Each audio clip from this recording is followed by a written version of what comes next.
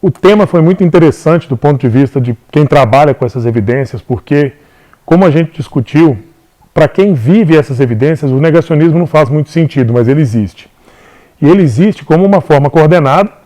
de buscar abater essas evidências de maneira a ter ganhos políticos, econômicos com isso. As evidências são muitas. A gente tem as evidências dos ciclos climáticos passados,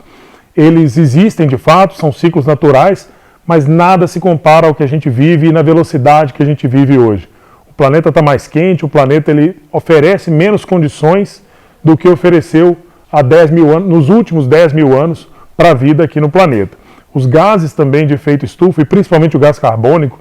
ele tem aumentado em níveis nunca antes vistos, pelo menos há milhões de anos. Então isso também é uma grande evidência. O que a gente vê frente ao negacionismo é uma tentativa de colocar essas evidências numa situação como se fosse de oposição, de antidesenvolvimentismo e coisas desse tipo. Então o negacionismo ele entra não como uma opinião contrária às evidências que a gente tem, mas como uma forma coordenada de fazer com que essas evidências pareçam não existir ou pareçam ser arquitetadas para poder causar perdas econômicas e perdas políticas. Quando eu recebi o convite para o FIST, eu devo ter demorado 2 minutos para responder que eu aceitava. Porque quando eu recebi um convite, sendo biólogo, trabalhando com ecologia, para poder falar sobre negacionismo climático no Festival de História, isso para mim concretizou naquele momento a transdisciplinaridade, que é algo que eu gosto tanto e acho tão importante para o momento atual. Então eu senti na hora que eu vi esse tema dentro do FIST, com as pessoas que eu pude debater aqui, como algo necessário, algo atual, moderno,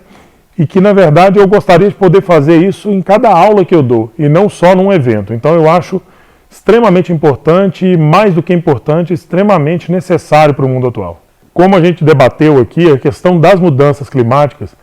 elas são claramente um tema dentro da física do planeta, claro, surge aí, isso tem consequências biológicas, então a gente estuda isso na biologia, mas gera desdobramentos como a proposição de uma nova época geológica, então entra na geologia, passa pelo entendimento do processo, então a sociologia, a história, as ciências humanas.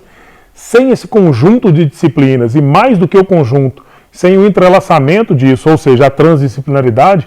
a gente jamais, e eu posso dizer isso com tranquilidade, a gente jamais terá soluções eficazes para a crise climática que a gente vive hoje, se não for através do entendimento entre as disciplinas. Quando a gente pensa na questão do agronegócio brasileiro, é lógico que a gente não pode esquecer que ele de fato é a base da nossa economia, ele é a base de boa parte das riquezas que o Brasil gera. Porém, o agro ele não é uma entidade única, uma entidade homogênea.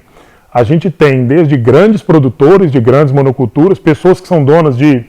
1/3 de um estado inteiro no Brasil, até a agricultura familiar. Então, quando a gente fala do agro, eu tendo a ter muito cuidado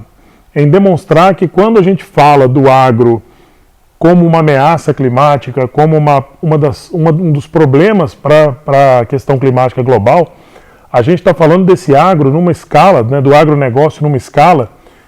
tão grande que ela não é uma escala que nos beneficia diretamente enquanto alimento para a nossa população e que, de fato, tem uma escala tal que gera desmatamento, que gera emissão de gases, que gera todas as questões, inclusive políticas, que a gente vê. Do outro lado da história, a gente tem o agronegócio como solução.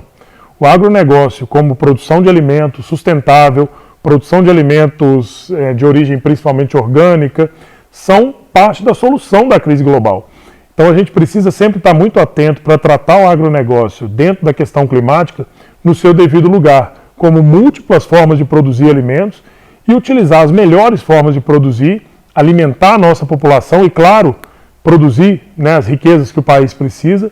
mas sem imaginar que essa seja uma questão única de precisamos produzir desse jeito, com máquinas sim assado, porque senão a gente vai quebrar o país. Não, a gente tem várias formas de produzir e a gente precisa começar a entender melhor